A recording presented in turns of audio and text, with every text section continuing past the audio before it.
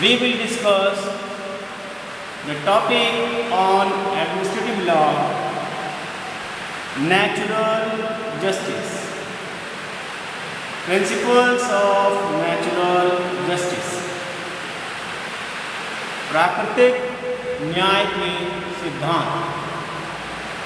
प्राकृतिक न्याय से सिद्धांत से तात्पर्य है न्याय ऐसा होना चाहिए जो स्वाभाविक लगे, नेचुरल लगे। जैसे प्रकृति न्याय करती है, न्याय उस प्रकार का होना चाहिए जिससे कल्प्रिट जो अपराधी है वह महसूस करे कि जिस प्रकार से हमने गलत कार्य किया उसका हमको यथोचित दंड मिले। इसलिए प्राकृतिक न्याय में पवित्रता होनी चाहिए। दूसरी बात, प्राकृतिक न्याय की आवश्यकता क्यों है? Why it is essential? प्राकृतिक न्याय की सर्वोत्तम कैटेगरी है। इसमें यह कोशिश होती है कि पक्षकारों को उनके कृत कार्य के अनुपात में और ओपनली जो पनिशमेंट है वो पनिशमेंट या प्रक्रिया पूरी करने के बाद ही उनके खिलाफ कोई एक्शन हो। प्राकृतिक न्याय, नेचुरल जस्टिस की उत्पत्ति एक एडम और ईव के इस प्रकरण में भी स्पष्ट किया गया है, जिसमें कहा गया है कि प्रशासनिक इकाई को कोई भी कार्य ऐसा नहीं करना चाहिए जो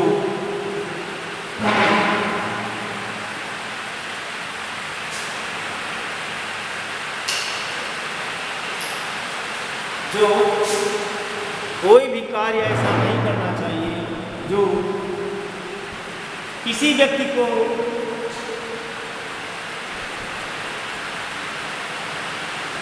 संतुष्ट न कर। कोई भी प्रशासनिक अधिकारी जब किसी व्यक्ति के हितों को प्रभावित करने वाला निर्णय लेता है तो उसको ओपन हार्टेड होना चाहिए। इसलिए किसी भी प्राविधान में, विधि के किसी भी प्राविधान में इस भाव को डालने की कोशिश किया जाता है कि जब आप किसी के हित को प्रभावित करने वाला निर्णय लें तो उसके पहले आप कोशिश करें कि उसके पक्ष को भी सुन सकें, उसके पक्ष को सुन सकें और निर्णय करें। एकीकृत वर्सेस यूनियन ऑफ इंडिया में सुप्रीम कोर्ट ने यह स्पष्ट किया कि the aim of rule of natural justice is to ensure, to secure justice और to prevent miscarriage of justice. मतलब ये हुआ कि किसी व्यक्ति को न्याय किया जाए और उसके साथ अगर न्याय की अनुपस्थिति की जा रही है तो वो ना हो। Maneka Gandhi versus Union of India में ये कहा गया कि अगर किसी संविधिक प्राविधान में इससे मिला जुला कोई प्रावधान नहीं है तब भी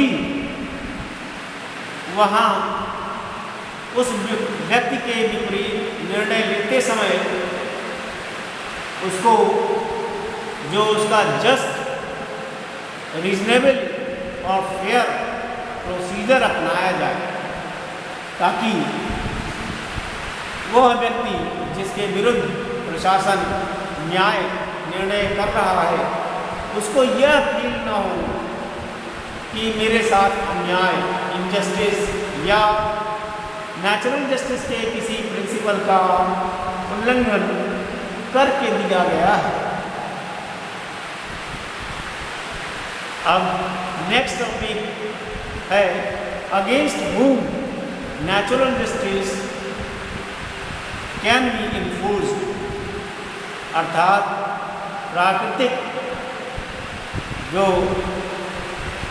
प्राकृतिक न्याय की जो कार्यवाही है वो किसके विरुद्ध उपलब्ध है।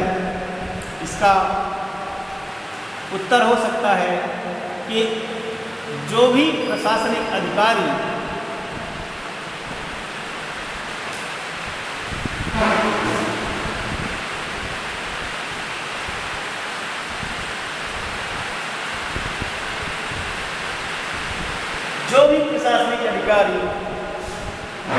इस तरह के कार्य कर रहा है, किसी के हित को प्रभावित करने वाला निर्णय ले रहा है, तो हर हाल में उसको जो प्राकृतिक न्याय के सिद्धांत हैं उसका अनुपालन करना चाहिए।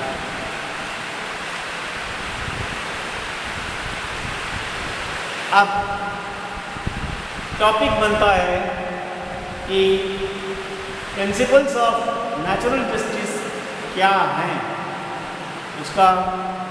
इसमें मुख्य रूप से दो मैक्सिम है।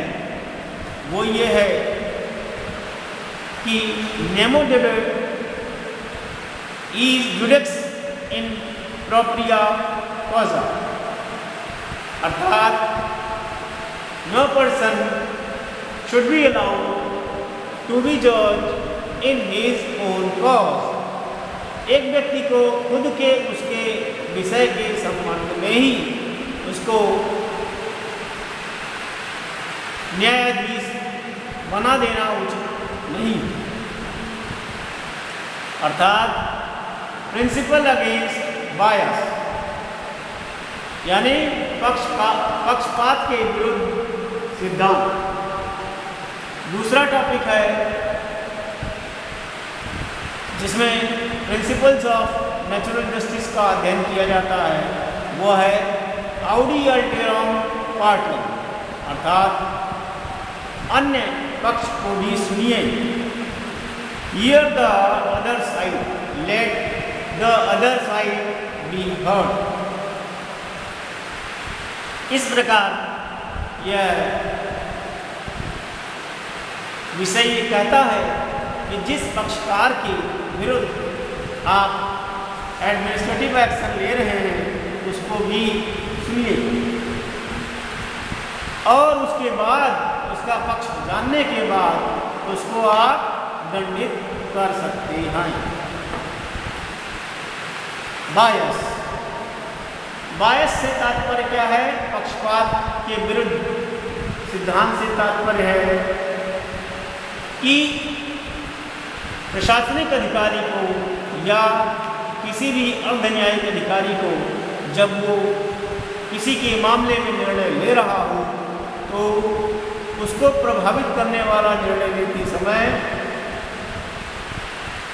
उसे किसी भी प्रकार से उस विषय में या उस व्यक्ति के में कोई झुकाव प्रदर्शित नहीं करना चाहिए। अगर एक पक्षकार की तरफ उन्होंने झुकाव प्रदर्शित किया तो दूसरे पक्षकार को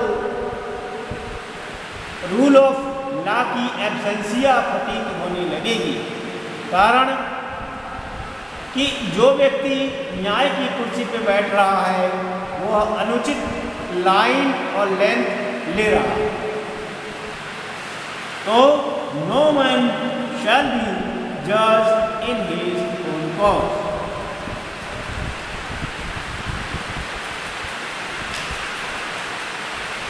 पक्षपात भी कई प्रकार का हो सकता है, जैसे उस व्यक्ति में के प्रति पक्षपात हो या जो विषय वस्तु है उसके विपरीत कोई पक्षपात हो, या पहले वे व्यक्तिगत रूप से एक साथ कहीं काम कर चुके हों, तो इस प्रकार बायस को भी कई सब हेड्स में बांटा जाता है। Number 1 pecuniary bias, number 2 personal bias, number 3 bias as to subject matter. Pecuniary bias से तात्पर्य है कि जो पक्ष का निर्णय ले रहा है उसका उस निर्णय में पक्षकारों के मध्य जो विषय वस्तु है कहीं न कहीं से उसका कोई आर्थिक फायदा या नुकसान निहित है। इस प्रकार अगर प्रशासनिक अधिकारी का कोई आर्थिक फायदा या नुकसान निहित है तो उसे उस विषय वस्तु पर निर्णय लेने की क्षमता देना उचित नहीं होगा, न्याय हित में नहीं होगा। इसके अलावा जो दूसरा हेड है वो है पर्सनल बायस। पर्सनल बायस मतलब जिस व्यक्ति के साथ वह निर्णय करने जा रहा है, जो पक्षकार हैं उस व्यक्ति से, उन पक्षकारों में से किसी एक पक्षकार के साथ उसका कुछ लिंकेज है, कनेक्शन है, कहीं न कहीं से उनका कोई पहले से विवाद के पहले से संबंध है, तो ऐसी दशा में यह व्यक्तिगत पक्षपात हो सकता है, पर्सनल बायस हो सकता है। ऑफिशियल बायस अर्थात bias as to subject matter, विषय वस्तु के प्रति झुकाव का तात्पर्य है कि जो विषय वस्तु है उसमें न्यायाधीश का कोई हित है, जो विषय वस्तु है उसमें न्यायाधिकारी जो है, एडमिनिस्ट्रेटिव ऑफिसर जो है, उसका कोई हित है, झुकाव है, इसलिए ऐसी स्थिति नहीं होनी चाहिए, क्योंकि वहाँ न्याय की प्रक्रिया दूषित हो जाएगी। नेक्स्ट पॉइंट होता है वो है ऑफिशियल बायस या bias as to subject matter. कभी कभी ऐसा भी होता है कि जिस विषय वस्तु पर निर्णय लेना है उस विषय वस्तु में ऊपर से जिस व्यक्ति को निर्णय लेना है उसके ऊपर जो पदाधिकारी बैठे हैं, विभागीय उच्चाधिकारी बैठे हैं, उनका हित होता है। ऐसी दशा में वो अपने प्रशासनिक प्राधिकार से भी वो दुरुपयोग करते हैं, मिसगाइड करते हैं। ऐसी दशा में भी ऑफिशियल बायस की स्थिति हो सकती है। इस विषय पर गुल्लापल्ली नागेश्वर राव का महत्वपूर्ण वाद है, जिसमें इस विषय पर स्पष्टीकरण दिया गया है। इसके अलावा institute of chartered accountants versus LK Ratna में भी इस प्रकार की स्थिति रही है। इसके अलावा जो महत्वपूर्ण विषय ऑडी अल्टेरम पार्टम, जो प्रिंसिपल ऑफ नेचुरल जस्टिस का जो महत्वपूर्ण विषय है, let the other side be heard, no person should be condemned unheard, अर्थात किसी भी व्यक्ति को दंड देने से पूर्व सुनने का मौका, उसे अपना पक्ष रखने का मौका दिया जाना न्याय हित में है। इस क्रम में सबसे पहला एस्पेक्ट होता है नोटिस देना। अगर कोई कार्यवाही शुरू हो रही है और पक्षकार को नोटिस नहीं है तो ऐसी दशा में जरूरी है कि उसको नोटिस दिया जाए और उसको बुलाया जाए, उसको सुनने का अवसर प्रदान किया जाए। जो वो कहता है उसके आलोक में, उसके प्रकाश में उस पर विषय वस्तु पर निर्णय लिया जाए। हियरिंग यानी सुनवाई का अवसर, अपॉर्चुनिटी ऑफ हियरिंग, यह भी बहुत महत्वपूर्ण विषय है इसका। इसमें रिच बनाम बाल्डविन के केस में स्पष्ट किया गया कि व्यक्ति को बिना सुने प्रशासनिक अधिकारी अगर कोई निर्णय सुनाता है तो वह नेचुरल जस्टिस के मूल सिद्धांतों का उल्लंघन करता है। स्टेट ऑफ ओडिशा बनाम बीना पानी देवी में भी यही बात कही गई कि अगर सुप्रीम कोर्ट ने कहा कि principles of natural justice are obligatory, इसके अलावा ओल्गा तेलिस के बाद में भी ये बात सामने आई कि no person should be condemned unheard.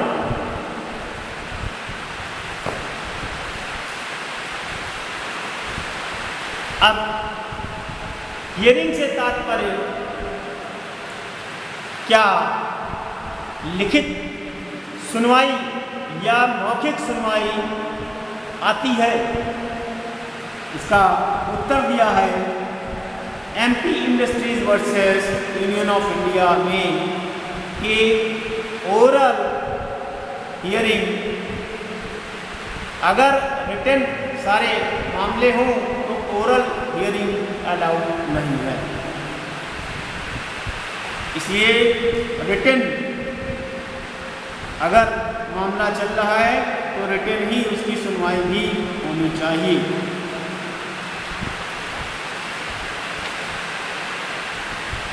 क्या क्रॉस एग्जामिनेशन भी सुनवाई का पार्ट है? हीरानाथ बनाम प्रिंसिपल राजेंद्र मेडिकल कॉलेज में ये बात आई, जिसमें कहा गया कि नहीं, बहस करना, क्रॉस एग्जामिनेशन और जिसमें कि पक्षकारों की जानकारियां छुपाने की आवश्यकता है, अगर उसको प्रकट किया जाता है तो ऐसा भी निर्णय जो है वह अनुचित माना जाएगा।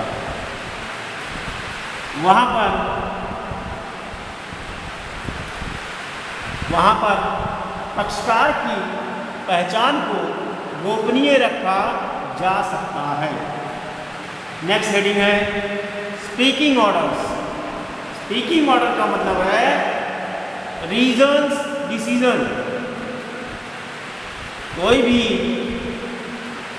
प्रशासनिक अधिकारी कोई भी निर्णय देता है तो यह प्राकृतिक न्याय के तीसरा स्तंभ है कि उसे स्पीकिंग ऑर्डर देना चाहिए, अर्थात सकारण निर्णय देना चाहिए।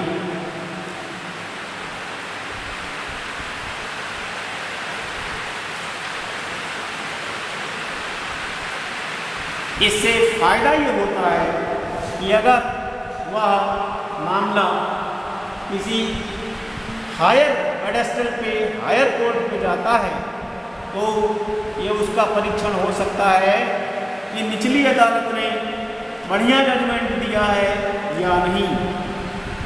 इस प्रकार एक बहुत आवश्यक विषय होता है pre decisional and post decisional hearing. क्या कोई कार्यवाही, प्रशासनिक कार्यवाही में प्री डिसीजनल हियरिंग कंपलसरी है या प्री डिसीजनल हियरिंग को पोस्ट डिसीजनल हियरिंग से सप्लीमेंट संपूरित किया जा सकता है। रिज बनाम पार्लियामेंट में यह बात कही गई कि स्थिति के अनुसार अगर स्थिति अलाउ करती है तो हियरिंग में प्री डिसीजनल हियरिंग सर्वोत्तम है। डिसीजन लेने से पूर्व यानी निर्णय लेने से पूर्व जो उसकी सुनवाई है वह सबसे उत्तम है। लेकिन Maneka Gandhi versus Union of India में ये बात आई है कि स्थितियां और परिस्थितियां अगर ऐसी हैं कि प्री डिसीजनल हियरिंग संभव नहीं है तो ऐसी दशा में पोस्ट डिसीजनल हियरिंग से उस कार्यवाही को संपूरित किया जा सकता है। इसलिए ये जरूरी है कि सुनवाई में प्री डिसीजनल या पोस्ट डिसीजनल हियरिंग जिससे भी पक्षकार संतुष्ट हो जाए और समय की परिस्थितियों में जितना समय है उससे मामला डिसाइड हो जाए। इस प्रकार से नेचुरल जस्टिस के महत्वपूर्ण विषय पर हमने संक्षिप्त प्रकाश डाला। बहुत बहुत धन्यवाद आपको विषय को सूक्ष्म अध्ययन की संतुष्टि के लिए।